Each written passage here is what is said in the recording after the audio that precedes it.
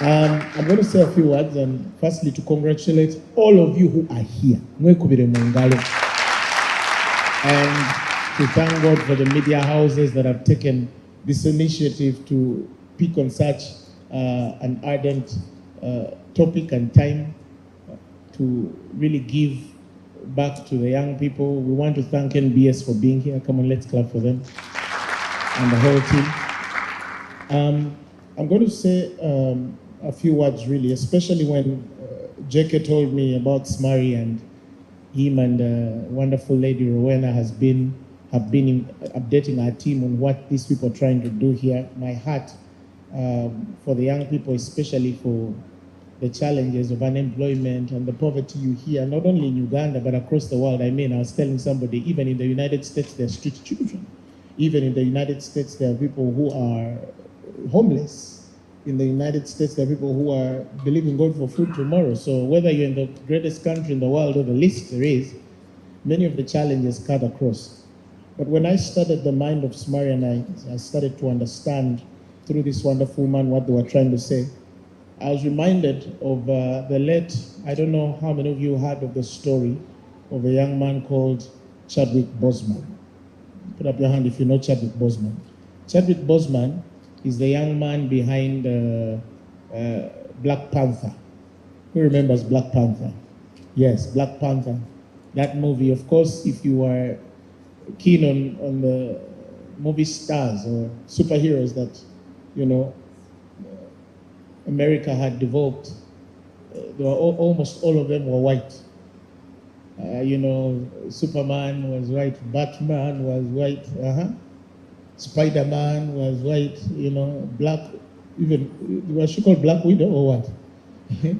She was white, mention, Catwoman was white, mention, Iron Man was white, who wasn't white? So, the Black Panther story came out so strong, and I don't think they have sold many movies like it has sold. It hit so hard, but also gave, you know, a very good narrative to the black race, because here, this African continent has been for long called the dark continent. Not dark because of our color, but dark meaning ignorance. And to see these people talking about vibranium, and, you know, they're inventing and innovating weaponry to do this and that, and it's all the way from Africa. Amazingly, when you watch Black Panther, the camera zeroes to Uganda. It's amazing. So one day I was in the United States, and then I phoned some guys and we were talking about Black Panther, and then I told them, you see that camera from where it zeroes from? Wakanda, yeah, it's my country. Oh my God, you guys have vibranium? And I told them we have a lot. You know, I couldn't lie, but again, I didn't want to. So I told them, no, we have a lot of things there. You know, so you come from Wakanda? Yeah, Uganda. You know, it's the same thing. They're just borrowing. Come on, somebody. But anyway, one day he's telling his life story, and he says that this wonderful movie star called Denzel Washington, he picked him up as a young man and sponsored him freely to go into the acting school that made him become the man he became. But shortly before he passed, he made a big statement. He said, while he was speaking about Denzel Washington, he said that an offering, never forget this, if you can write it, he said an offering from a king or a sage. Who is a sage? A sage is a wise person. Because in this world, you're made by somebody. You either find somebody with a kingly grace on their lives, and kingly can be in any area of life, or you find a wise man who through wisdom can elevate you to the next space of your destiny. A sage is a wise man.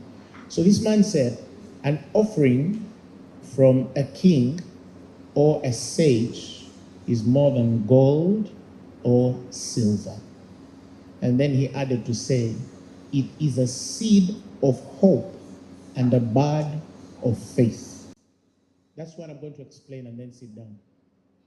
If something ever comes from you, from somebody greater than you, from somebody more exposed than you, more educated than you, more blessed in life than you, who is not giving you something because they're looking for something from you, that man is either a king or a sage. And if that offering ever comes to you, like I have heard that you are studying this for free, what you have been given is an offering. What you have been given is a seed. Something has been planted in your destiny, and it is more than gold or silver. It's more than getting a job or driving a nice car or living well, but it is a seed of hope and a bud of faith, meaning that somebody out there believes in you. Hey, you should clap for that. Somebody out there believes in you. Some of the things that you're going to learn and the door, that great door that has opened for you, perhaps some of you have parents or relatives who are who are able to do it, but have not been able to do it for you. But God still had a plan to take you somewhere. But this is what I want to conclude with. Whatever you're receiving through Smari, take it as a seed that has been planted in your life and will bud into the biggest tree of faith that one day, like they're believing in you, you will believe in another man also. But to do that and empower another, you must understand, if a seed has been planted in you, this period you're going to spend at Smari is to bring forth fruit. And that is what I prayed for, that nobody who has come to this school will fail. Not only in the school, but in life. God bless you.